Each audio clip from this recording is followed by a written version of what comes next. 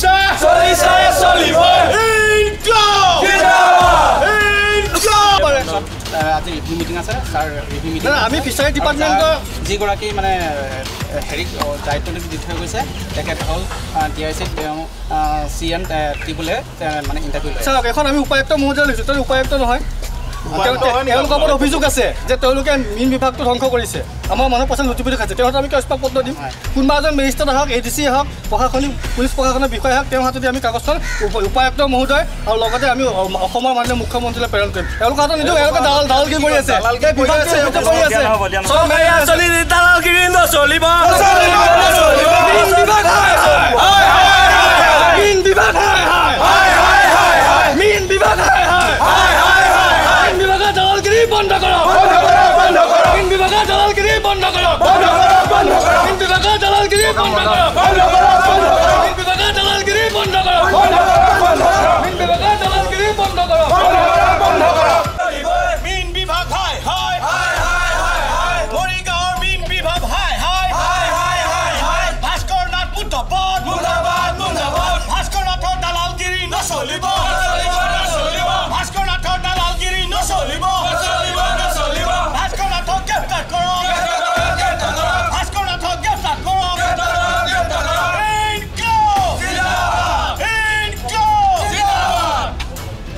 নমস্কাৰ আপোনালোকে চাই আছে এনিভাৰত 24 আৰু মই বিশ্বজিৎ দাস আমি এই মুহূৰ্তত উপস্থিত আছোঁ মৰিগাঁও জিলাত যিটো মৰিগাঁও জিলাত এটা ব্যাগুম দুৰ্নীতি সংঘটিত হৈছে আমি সবিস্তাৰে প্ৰকাশ কৰিছিলোঁ এনিভাৰতত কেইবাটাও প্ৰতিবেদন প্ৰকাশ কৰিছোঁ তাৰ পাছতো গা লৰা নাই কিন্তু বিষয়া কৰ্মচাৰীসকলৰ প্ৰকৃততে এই যিটো কাৰ্যালয় এই কাৰ্যালয়টো চৰকাৰী কাৰ্যালয় নে একাংশ দালালৰ দপদপনি চলা কাৰ্যালয় আমি সমান্তৰাল কিছু দৃশ্যাংক দেখুৱাইছোঁ মোৰ সহযোগে দেখুৱাব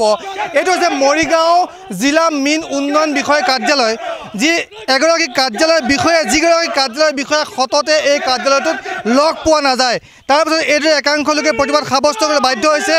মৰিগাঁও জিলাৰ মীন বিভাগত সংঘটিত বৃহৎ কেলেংকাৰী তদন্ত আৰু কেলেংকাৰীত জড়িত বিষয়া আৰু দালাল চক্ৰ গ্ৰেপ্তাৰ দাবীত প্ৰতিবাদী কাৰ্যসূচী এইদৰে অনুসূচিত জাতি সংগ্ৰামী যুৱ পৰিষদ অসমে আজি সম্পাদন কৰা পৰিলক্ষিত হৈছে সমান্তৰালকৈ আমি কিছু দৃশ্যাংক দেখুৱাইছোঁ পুনৰ ক'ব লাগিব এগৰাকী বিষয়া যিগৰাকী বিষয়াই দালালক পুহি ৰখাৰ এক অভিযোগ উত্থাপন হৈছে আৰু এগৰাকী মহিলাৰ যি অভিযোগ হৈছিল যে মহিলাগৰাকীয়ে এখন বাহন পাইছিল প্ৰধানমন্ত্ৰী মৎস্য সম্পদ যোজনাৰ অধীনত আৰু সেই আঁচনিখন ইতিমধ্যে এগৰাকী ৰাজাকুল নামৰ ব্যক্তিয়ে লোৱা পৰিলক্ষিত হৈছে আমি পুনৰবাৰ গৈছোঁ একাংশ আছে আমি আপোনালোকৰ কাষলৈ আহিছোঁ যে অনুসূচিত জাতিৰ কৈৱৰ্তসকলৰ যিটো পৰম্পৰা আছিলে সেই পৰম্পৰাটো হ'ল যে আমি মাছৰ বৃত্তি কৰি কৈৱৰ্তসকলে জীৱন নিৰ্বাহ কৰিছিলে বা এইটো আমাৰ কৰ্মবৃত্তি আছিলে সেই কৰ্মবৃত্তিৰ বাবে অনুসূচিত জাতিৰ লোকসকলৰ বাবে এই মীন বিভাগটো গঠন কৰিছিলে যে অসমৰ যিমানবিলাক নদী বিল খাল আছে সেই সময়ত অনুসূচিত জাতিৰ কৈৱৰ্তসকলৰ 100% অধিকাৰ থাকিব লাগে আমি যদি চাবলৈ যাওঁ যি চৰকাৰে মীন বিভাগৰ পৰা মাছ পোহা ব্যক্তিসকলৰ বাবে ফিচাৰী খান্দিবৰ বাবে এটা স্কিম ধৰিছিলে সেই স্কিমটোত এই ভাস্কৰ নাথ বোলা ব্যক্তিজন আৰু এছাম দালাল লোকে লগ লাগি সেই সমগ্ৰ স্কিমটো নোহোৱা কৰি পেলালে নোহোৱা কৰি মানে টকা পইচা খাই নোহোৱা কৰি পেলালে যে আমি চাবলৈ যাওঁ এজন হিতাধিকাৰীৰ নামত এটা ফিচাৰী হ'ব লাগে ফিচাৰীটো হৈছে আমি ভাল পাইছোঁ কিন্তু সেই ফিচাৰীটোতে 15-20 জন হিতাধিকাৰীৰ ফটো উঠি সেই ফটোসমূহ এই অফিচত জমা কৰিছে জমা কৰি অন্য হিতাধিকাৰীয়ে গম নোপোৱাকৈ লাখে লাখে টকা উলিয়াই লৈ গৈছে যদি এই ভাস্কৰ নাথৰ ইয়াত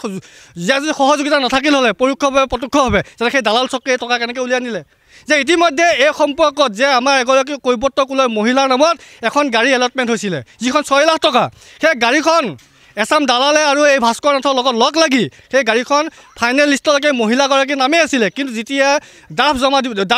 যেতিয়া কাগজ জমা দিব লগা হ'ল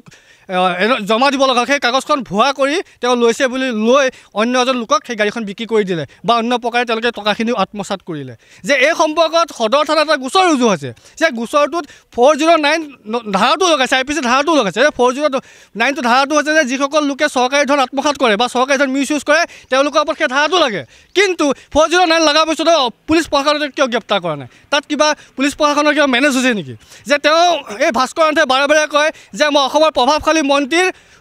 মামা জোৱাই মামা শহুৰ মই মামা শহুৰ যে অসমৰ প্ৰভাৱশালী মন্ত্ৰীৰ মই মামা শহুৰ সেইকাৰণে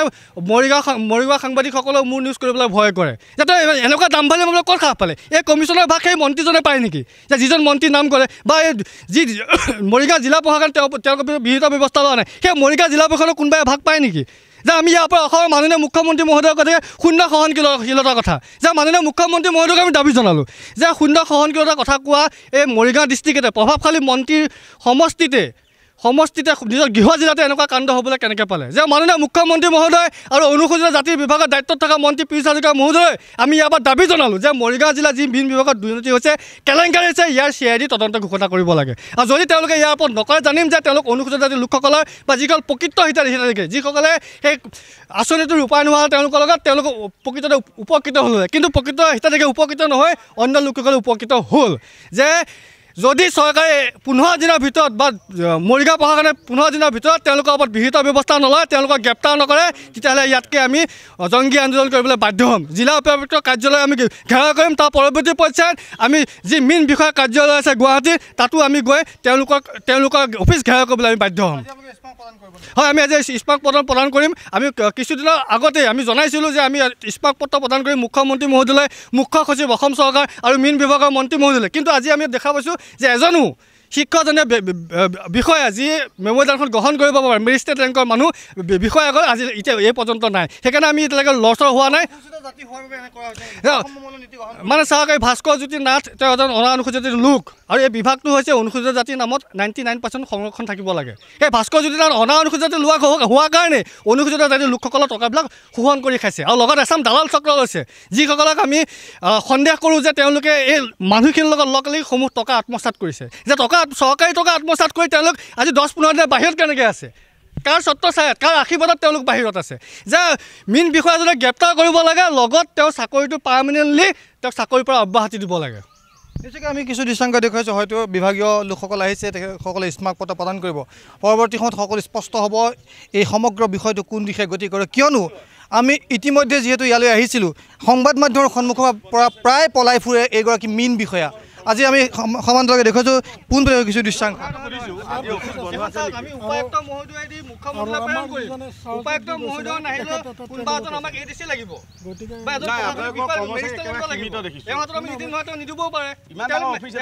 কমিশ্যন ল'ব পাৰে না 2-3জন মানুহে চলাই থাকিব নালাগে তেওঁ নিদিবও পাৰে আজি ৰিভিউ মিটিং আছে ছাৰ ৰিভিউ মিটিং আমি ফিচাৰী ডিপাৰ্টমেণ্টৰ যিগৰাকী মানে হেৰিক দায়িত্বটো দি থৈ গৈছে তেখেত হ'ল DIC তেওঁ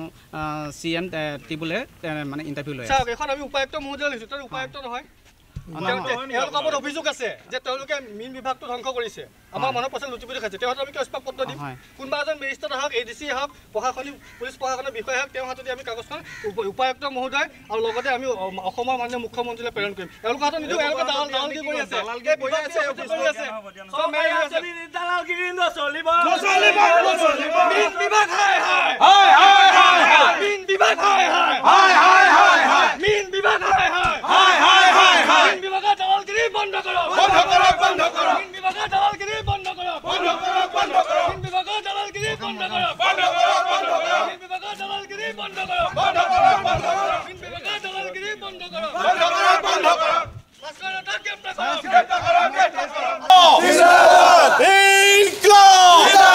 মৰিগাঁও দালাল ৰাজ বন্ধ কৰক ভাস্কৰ জ্যোতি নাথ মুদ্ৰাবাদ ভাস্কৰ নাথক গ্ৰেপ্তাৰ কৰক ভাস্কৰ নাথক গ্ৰেপ্তাৰ কৰক মৰিগাঁৱৰ মীন বিভাগ হাই মৰিগাঁৱৰ মীন বিভাগ হাই এই সংগ্ৰাম চলিছে এই জুই জ্বলিছে মৰিগাঁৱৰ মীন বিভাগ হাই মৰিগাঁৱৰ মীন বিভাগ হাই মীন বিভাগৰ দালালগিৰি নচলিব মীন বিভাগৰ দালালগিৰি নচলিব ভাস্কৰ নাথক গ্ৰেপ্তাৰ কৰক ৰঙাপাৰাবাসীৰ বাবে সুখবৰ আপুনিও যদি দুচকীয়া বাহন ল'ব বিচাৰিছে তেন্তে এতিয়াৰে পৰা চিন্তাৰ কোনো প্ৰয়োজন নাই আপুনিও আহিব পাৰে DBP এছ'চিয়েটলৈ বাজাজ টু হুইলাৰ ডিলাৰ আমাৰ ঠিকনা ৱাৰ্ড নং